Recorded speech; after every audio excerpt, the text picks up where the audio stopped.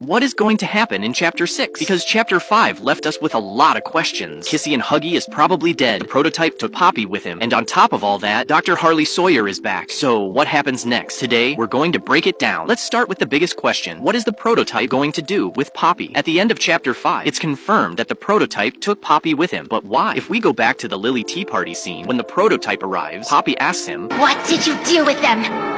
"There are the orphans." And the prototype responds, "I did what I had to. They're in a better place now." Then he grabs Poppy by the head and says, "Don't be afraid. I can fix you, Poppy?